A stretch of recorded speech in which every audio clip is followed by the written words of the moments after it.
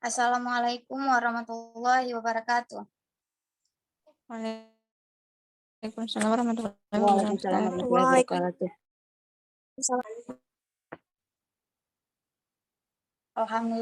Alhamdulillahirabbil alamin wassalatu wassalamu ala asrofil anbiya'i wal mursalin wa ala alihi washabihi ajmain.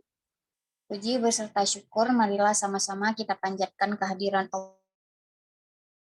Allah Subhanahu wa taala dalam kesehatan sehingga kita dapat berkumpul di diskusi malam ini.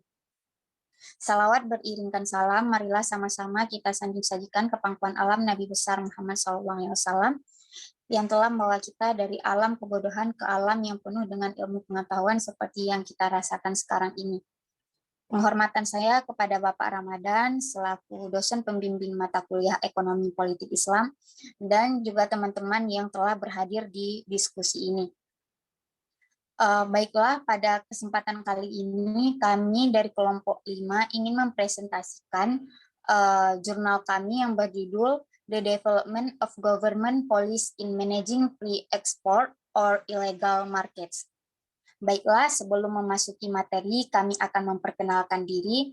Nama saya Asmaul Husna sebagai moderator, dan ada rekan bernama Mauliza Fitriani sebagai pemakalah, Rajul Kari Al-Faqih sebagai pemakalah, Fahnuraliza sebagai pemakalah, Elianda sebagai pemakalah, Fitri Nurhalimah Manik sebagai pemakalah, dan Dea Fairanisma sebagai pemakalah.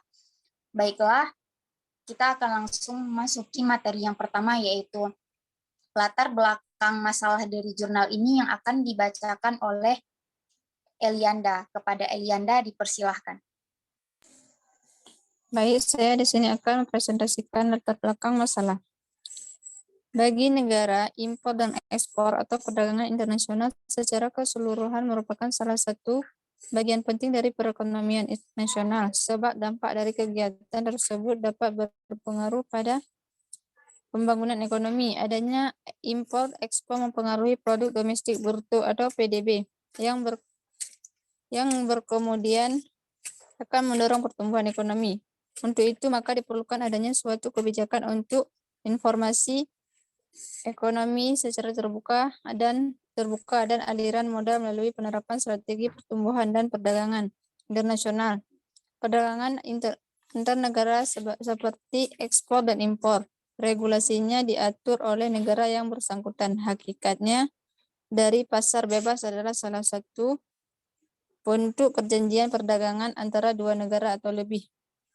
Pengertian pasar bebas menurut para ahli Adam Smith yang sering dijuluki sebagai bapak ekonomi mengatakan bahwa pasar bebas sudah memberikan kebebasan pada masyarakat luas untuk bisa membuat dan melakukan kegiatan jual beli barang sesuka hati mereka. Selain itu, pasar bebas pun mampu membuka pasar hingga di luar negeri dan melahirkan persaingan ekonomi yang luas, yang mana setiap orang secara alami tentu akan lebih memilih barang dan harga yang murah demi memperkaya diri sendiri tanpa adanya campur tangan pemerintah. Dalam perdagangan internasional, kegiatan ekspor dan impor merupakan salah satu faktor yang sangat penting untuk meningkatkan pertumbuhan ekonomi. Aktivitas ekspor dan impor memberikan keuntungan bagi suatu negara yang berpartisipasi di dalamnya.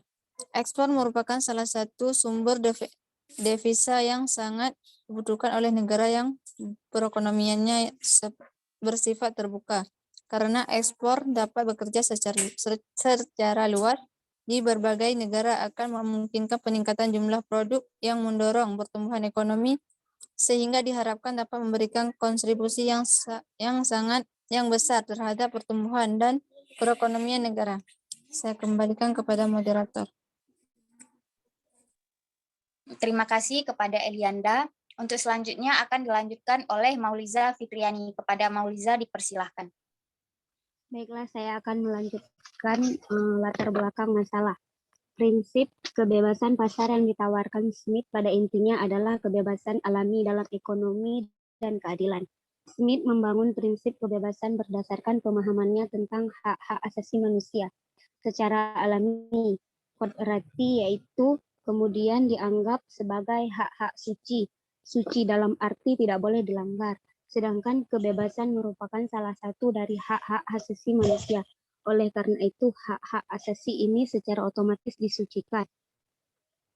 Pemahaman ini oleh Adam Smith dijadikan dasar berpikir logis dan dituangkan dalam sebuah sistem ekonomi yang kemudian dikenal sebagai istilah pasar bebas.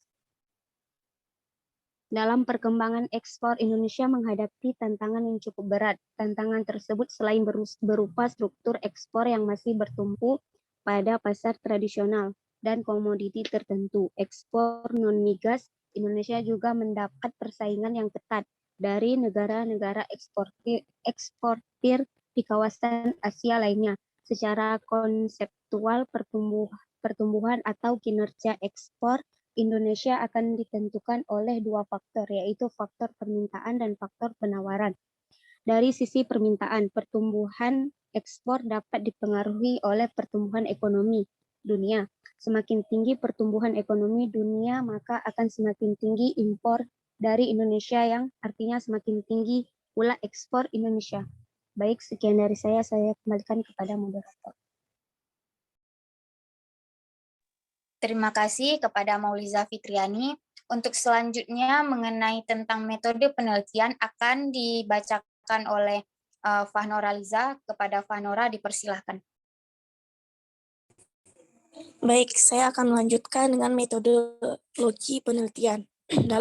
Dalam penelitian ini dipergunakan data yang terdiri dari data kepustakaan diperoleh melalui penelitian kepustakaan atau library research, yaitu sesuatu penelitian dengan mengambil data dari buku-buku atau literatur yang erat kaitannya dengan masalah. Dalam penelitian ini, setelah data-data yang diperoleh, teknik pengolahan dan analisa data dilakukan secara kualitatif dan menggunakan data sekunder, perolehan dari buku atau jurnal. Setelah melalui proses analisa, kemudian data tersebut disajikan secara deskriptif analisis, yaitu cara analisa data yang dilakukan dengan jalan menyusun secara mati sehingga diperoleh suatu kesimpulan dari permasalahan penelitian. Demikian dari saya kembalikan kepada Baik, terima kasih kepada Fahnora Liza. Untuk selanjutnya diskusi dan analisa akan dijelaskan oleh Rajul Kari Al-Fakih. Kepada Rajul Saya akan menjelaskan diskusi dan analisa. Ekspor adalah barang dan jasa yang diproduksi di suatu negara dan dijual kepada pembeli di negara lain. Ekspor membentuk perdagangan internasional. Ekspor sangat penting bagi ekonomi modern karena menawarkan lebih banyak pasar kepada orang dan perusahaan untuk barang-barang mereka. Salah satu fungsi ini diplomasi dan politik luar negeri antara pemerintah adalah untuk mendorong perdagangan ekonomi, mendorong ekspor dan impor untuk kepentingan semua pihak perdagangan. Tidak dapat dihindari bahwa kontroversi tentang perdagangan bebas masih ada di kalangan para ahli, baik yang berasal dari negara lain maupun dari dalam negeri sendiri. Antara lain, Sri Effendi Swasono dalam Nursalam Sianipar misalnya menilai bahwa pasar bebas akan menggagalkan cita-cita mencapai keadilan sosial bagi seluruh rakyat Indonesia. B. Pasar bebas dapat mengganjal cita-cita proklamasi kemerdekaan untuk melindungi segenap bangsa dan seluruh tumpah darah Indonesia. C. Pasar bebas tidak mampu memihak kepada bekas kaum inlander atau kaum terjajah yang jauh di bawah martabat kaum Eropa dan Timur Asing.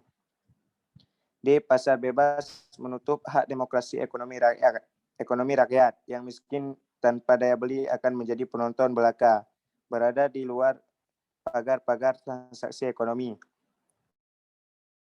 Pasar bebas melahirkan swastinasi yang memberikan cabang-cabang produksi yang penting bagi negara dan menguasai hajat hidup orang banyak ke tangan pertekelir dan asing. F. Pasar bebas mencari keuntungan ekonomi. Pasar bebas menggeser dan menggusur rakyat dan tanah dan usaha-usaha ekonominya. G. Pasar bebas memperkukuh ketimpangan struktural, lantas mendorong terbentuknya polarisasi sosial ekonomi, memperenggang persatuan nasional. Pasar bebas melihat sistem ekonomi suborganisasi yang eksploitatif dan diskriminasi terhadap yang lemah. Kemudian pasar bebas mengacau pikiran kita, melumpuhkan misi-misi mulia dan mendorong lidah kita bicara palsu, membabi buta anti subsidi, anti proteksi demi efisiensi yang jarang memberi manfaat bagi si lemah. Sekian dari saya kembalikan ke moderator. Terima kasih kepada Rajul. Untuk selanjutnya akan dilanjutkan oleh Dea Fairanisma. Kepada Dea dipersilahkan. Baik, saya akan melanjutkan tentang diskusi dan analisa. Menurut pendapat yang sudah disebutkan tadi, pendapat tampaknya termasuk ke dalam paham yang tidak menyetujui negara-negara berkembang terlalu terlibat dalam perdagangan bebas, karena hanya akan lebih menyengsarakan. Pendapatnya juga sangat nasionalistik tanpa menghiraukan hasil-hasil konkret yang telah dicapai negara-negara di dunia yang telah mengikuti perdagangan bebas. Dalam rangka hubungan ekonomi dan perdagangan internasional, keberhasilan Indonesia meningkatkan ekspor dan pembangunan nasional juga akan tergantung pada perkembangan tatanan ekonomi dunia. Harga yang terbentuk di bursa transparan karena pembeli dan penjual tidak bertemu, di mana transaksi yang terjadi mencerminkan kekuatan pasokan dan permintaan yang sebenarnya. Hal ini adalah perbaikan dari sistem spot, di mana pada saat yang sama penjual dan pembeli tidak memiliki informasi yang sama mengenai faktor-faktor yang mempengaruhi harga. Membaiknya arus informasi yang berhubungan dengan harga, produksi, konsumsi, volume perdagangan, dan juga perkiraan pasar membuat pasar berjangka lebih transparan dan bersaing. Terintegrasikannya pasar nasional berarti harga di berbagai tingkat pemasaran yang berbeda akan bergerak mendekati pasar-pasar nasional dan internasional. Pasar gelap ialah sektor kegiatan ekonomi yang melibatkan transaksi ekonomi ilegal, khususnya pembelian dan penjualan barang dagangan secara tak sah. Barang-barangnya sendiri bisa ilegal seperti penjualan senjata atau obat-obatan terlarang. Barang dagangan bisa curian atau barang dagangan barangkali sebaliknya merupakan barang resmi yang dijual secara gelap. Disebut demikian karena urusan ekonomi gelap atau pasar gelap dilakukan di luar hukum dan perlu diadakan dalam kegelapan. Penyelundupan adalah semua bentuk proses memperoleh barang yang merupakan barang yang resmi dijual secara gelap untuk menghindari pembayaran pajak atau syariat atau syarat lisensi. Sumber dari semua pasar gelap adalah adanya larangan atau pembatasan barang-barang tertentu oleh pemerintah sehingga terjadi penyelundupan. Pembatasan bisa berbentuk pajak yang tinggi, syarat-syarat yang ketat, lisensi atau hak kekayaan intelektual yang dimiliki oleh seseorang atau perusahaan dapat menjadi dasar hukum pemerintah untuk melarang barang bajakan, kuota, dan lain-lain. Sekian dari saya kembalikan kepada moderator. Terima kasih kepada Dea. Untuk selanjutnya akan dilanjutkan oleh Fitri Nurhalimah Mani. Kepada Fitri.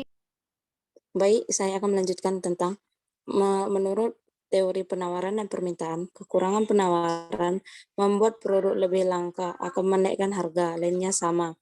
Demikian pula pelanggaran pembatasan yang bertambah akan menaikkan harga untuk alasan yang sama.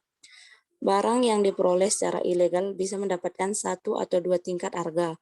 Mungkin akan kurang mahal daripada harga pasar atau resmi, karena penawaran tak mengadakan harga biasa dari produksi atau pembayaran pajak yang bisa kemudian lainnya.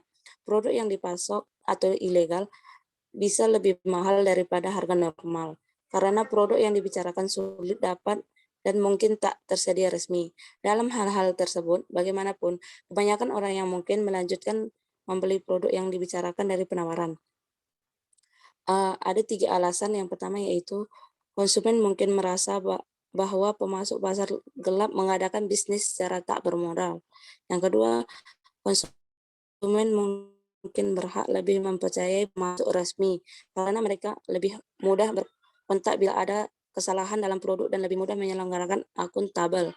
Yang ketiga, di beberapa negara memiliki atau membawa barang curian adalah kejahatan.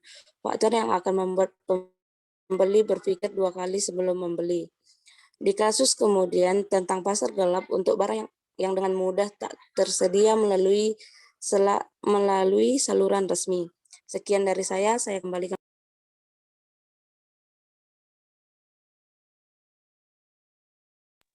Pada Fitri, kan materi dari diskusi kami dapat disimpulkan bahwa pergeseran daya saing internasional, kelemahan struktural ekonomi, investasi yang rendah sejak krisis, kecenderungan fragmentasi ekonomi nasional akibat proses sentralisasi merupakan permasalahan yang harus ditangani secara tuntas. Dalam konteks ini, kebijakan perdagangan perlu memperluas cakupan dan keterkaitannya dengan sektoral, serta tidak hanya terpaku pada hal-hal yang bersifat rutin dan teknis seperti yang dilakukan selama ini. Misalnya liberalisasi tarif dan non-tarif, perbaikan fasilitas, implementasi kesepakatan WTO, kerjasama dan pembangunan kapasitas, kelembagaan secara umum. Kejahatan bisnis di Indonesia bermacam-macam bentuknya, mulai dari penyelundupan sumber daya alam, penipuan bisnis secara online, perdagangan hewan langka hingga pasar gelap. Oleh karena itu, Indonesia harus melakukan langkah-langkah dengan membuat kebijakan di bidang perdagangan internasional, antara lain melakukan perubahan terhadap instrumen-instrumen hukum di bidang ekonomi internasional agar mampu menyelesaikan masalah-masalah hukum di sektor perdagangan, baik dari tatanan regional maupun global.